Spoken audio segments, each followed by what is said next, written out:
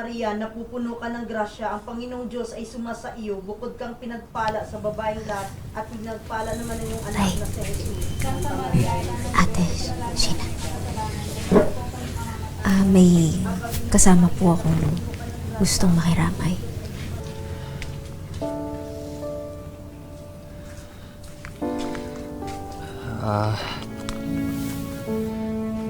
Ako po ang punot dulo ng lahat. Hindi po mangyayari ang lahat na to kung di po ako naging pasaway kay Ma'am. Hindi na niyo mababalik ng buhay ng nanay ko.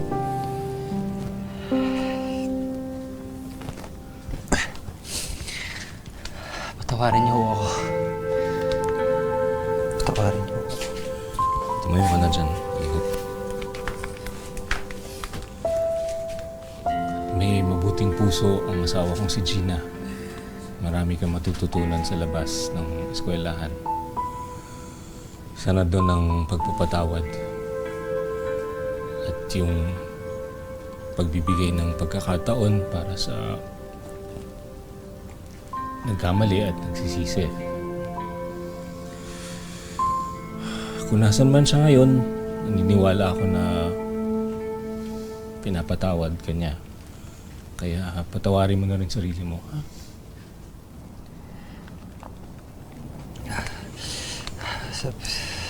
Pwede ho ba?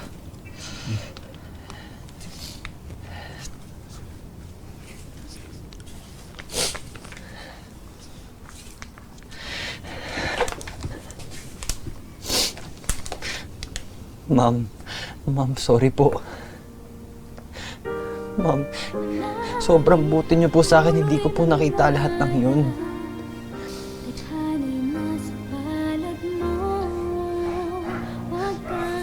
Habang buhay po ako magre-regret sa ginawa ko sa inyo. Alam ko po kulila po ang lahat, pero magbabago po ako. Mga kapuso, hindi biro ang trabaho at responsibilidad na kinakaharap ng mga teacher sa ating bansa. Sana ay magsilbing paalala ang kwento ni Teacher Gina na ang ating mga teacher ay ating pangalawang magulang at deserve nila na mabigyan ng respeto at pagmamahal. Lalo na ang mga teacher na katulad ni Teacher Gina na inilaan ang buhay sa sakripisyo at pagmamahal para sa mga estudyante niya. Pagkatapos naming ma-receive ang message ng anak ni Teacher Gina sa aming official Facebook page, ay agad namin silang hinanap at pinuntahan para tuparin ang mga wish na magpapagaan sa mabigat nilang mga pinagdaraanan.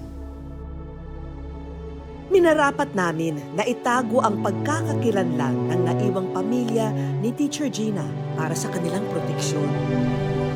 Sa araw na ito ay binisita ng pamilya ang puntod ng kanilang pinakamamahal na ilaw ng tahanan. Para sa asawa ni Teacher Gina, sana raw magsilbing aral sa lahat ang kwento ng kanyang namayapang kabiyak na mas piliin pa rin maging mabuti sa kapwa. Be kind, ika nga. Yung pagtingin nila sa kanilang mga teachers parang alipin. May nervyos talaga siguro siya sa mga ganyang pangyayari. Kaya nga ayaw niya. Dapat naging supportive din sana sa mama ko kasi co-worker niya yun Hangad din ng pamilya na magkaroon ng linaw sa nangyari kay Teacher Gina, lalo sa usaping legal. Kaya naman inilapit namin sa isang abogado ang kanilang kaso. Si Tatay June, he may proceed to file a civil case for damages. They may ask the court that they be awarded moral damages. Pwedeng mag-file din po sila ni Tatay June and ang kanyang mga anak before the Professional Regulations Commission or yung PRC para ma-revoke or ma-suspend ang lisensya ng principal dahil sa oppressive and abusive conduct na ginawa nito doon sa guro. Sige, kung sakali naman po na kailangan ng assistance sila Tatay June, bukas naman ang aming opisina para tulungan sila. Wala man si Teacher Gina sa piling ng pamilya sa ngayon, nais namin maramdaman nila na tayo ang kanyang pinadalang anghel para sa naulila niyang pamilya. Kaya naman, sinamantala na namin na magpaabot ng mga simpleng regalo na makakatulong sa kanilang kabuhayan. isang two-door refrigerator na magagamit nila sa kanilang negosyong karinderya at ang ating munting tulong pinansyal para sa pamilya. Maraming salamat. Wish ko lang. Malaking tulong na po ito upang mapatuloy ang maliit na negosyo ng Nina.